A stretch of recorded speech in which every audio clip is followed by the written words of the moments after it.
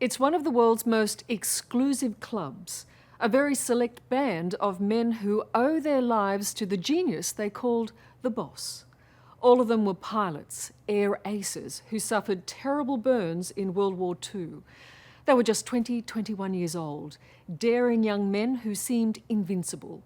But then, in one fiery moment, it was all over. The war, everything. Or so they thought. Then they arrived at a little hospital in the English countryside. There they met a brilliant maverick surgeon. There they formed a bond that would see them through their darkest hours. And there the Guinea Pig Club was born. Mr. Strickland. How are you? It's been too long. How are you? I'm good. Good to see you. Freeman Strickland and Ken Jilks are true brothers in arms. Australian pilots whose friendship was forged by fire and has lasted for more than 60 years. But I think you're more handsome than I am. Well, I've always known that. But Yeah, you've been good with the ladies, I know that. In 1943, Spitfires were in action over Sicily. It was pretty wild and woolly up there. It was every man for himself.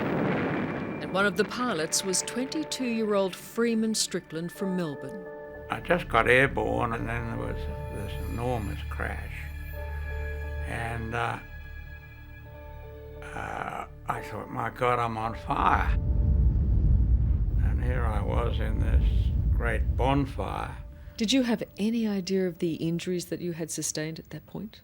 I realised I'd got a good roasting, and I think it was assumed that I wasn't going to survive. And I could smell roast beef, and I kept thinking, God, that's me. That very same week, 20-year-old Ken Jilks from Sydney was in command of a heavy bomber. When out of the darkness, a German Messerschmitt appeared in front of him. this bloke fired backwards at us, and the inner engine exploded. And of course the aircraft was pretty much on fire then. With his plane engulfed in flames, Ken Jilks managed to crash land into a field.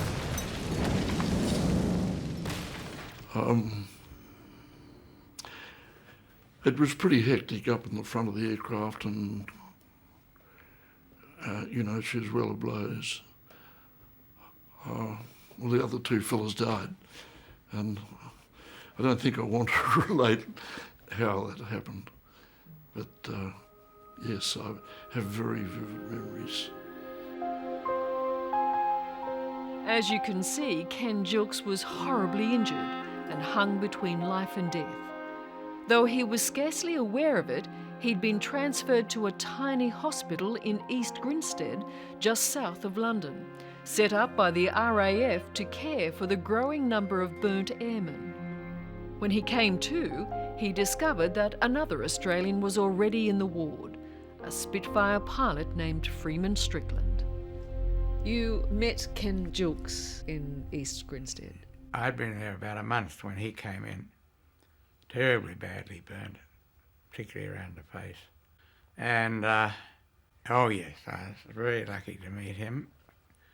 And he's my best friend. Jesus, Strickland, do you always pour a beer like that? No, I'm not a beer drinker anymore. You've done the same thing there. Yeah, well, they're not flat. By a stroke of good fortune, the two pilots arrived at a hospital run by one of the most remarkable surgeons of the century. And they said, oh, the boss wants to see you. And he was operating.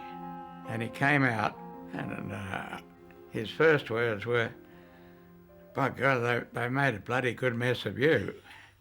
And so he said, never mind, we'll fix you up.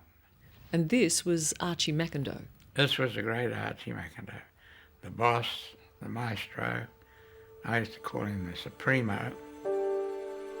Archie McIndoe was a Kiwi, a brilliant surgeon who'd left his private practice to take charge of the RAF's Burns Hospital at East Grinstead. Faced with injuries never seen before in modern warfare, McIndoe revolutionised the treatment of burns victims.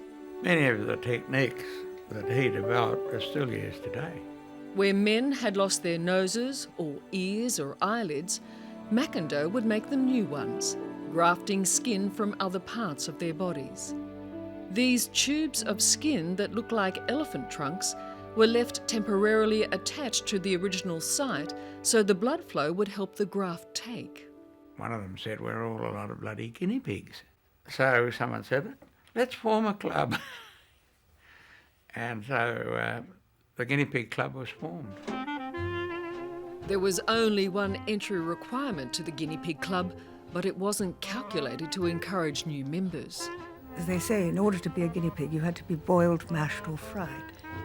McIndoe's daughter, Venora, practically grew up in the hospital and watched as her father threw out the military rule book. They were boys, they were young men, you see, and he realised they had to get well in themselves as well as their bodies, and that they shouldn't feel that these injuries were going to change their lives totally and ruin them. The first time I entered Ward 3, there was an immense party going on. There were girls draped across beds with patients all bound up. There were crates of beer everywhere. And I got the surprise of my life. This is supposed to be a serious hospital. Ken and Strick, as they were known, became the unrivalled pranksters of the Guinea Pig Club. The Aussie duo souvenired anything in the village that wasn't nailed down. Yes, and then there was desecration of the graveyard the next day in the paper, and it was just thing, I didn't touch it, it fell off when I sat on it. Oh, sure.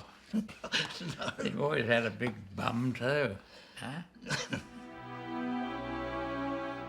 But these escapades masked a sobering reality. The daily agony of scabs and bandages that had to be pulled off bit by bit, and life and death operations for the critically burned Ken Jilks. It certainly was character building, believe me.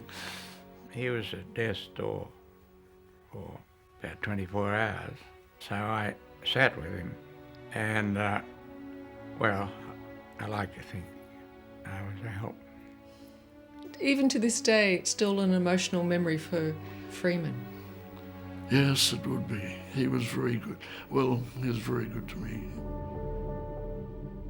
Of the 638 airmen who would go through East Grinstead, 19 were Australian. I was being baked, like in an oven. And that's just how it felt. I was being baked, not burnt. Jack Evans was a 22-year-old navigator from Melbourne, trapped in the belly of a bomber that had crash-landed and was on fire. And you can't get out. You can't get out. And by this time, the heat in that aircraft, I don't know what it was, probably 1,000 degrees or something. I think the oxygen mask probably saved my life in a way. What you see here is only the bit that was exposed. How did you feel when you saw your hands and realised... I was a bit horrified, I must admit. What these young men needed more than anything else was to know that their lives had not been totally ruined, that women would still be attracted to them. And Archie McIndoe had his own solution to that. True that the nurses were handpicked by your dad and they weren't bad sorts as well? Oh yes, no, he liked them to be good looking and... But this was part of your father's strategy to make it as good as it could be. Yes, and that they shouldn't feel in any way that they were lesser because they were wounded. And I think it is fair to say that women aren't bothered by the physical, external things like that. I mean, they're not so interested in the wrapping, they want to know what's in the box. You can laugh a woman into bed with no difficulty at all, and they did. Very often? Oh yes, I mean, you know, yes. Mm. At least a dozen guinea pigs went on to marry the nurses who cared for them. Your scars have never been a concern for you. I thought, well, I don't give a damn. And the ladies used to like us. And I had a couple of pretty sizzling romances in East Grinstead, I'm proud to say. Each of these men acknowledge an enduring debt to Archie McIndoe. Jack Evans came home after the war and married Betty. Here we are, my sweet. Oh, thank you very much. He's never looked back. I'm looking at your discharge papers here and it says, is unfit for any civilian employment involving manual labour. Yes, that's true. Yes. Jack responded in typical East Grinstead style by starting a career as a builder. They're very capable hands you have there. They're very capable, but there's one thing I can't do. I can't play my violin, and it's up in the cupboard now. That's the only thing you can't do. That's the only thing I can't do, and it was all because of McIndoe. Archie McIndoe died in 1960. The Guinea Pig Club was supposed to wind up at the end of the war. 60 years later, it's still going. Only 70 of the 638 members are left, but every one of them is determined that the club will continue until the last is gone.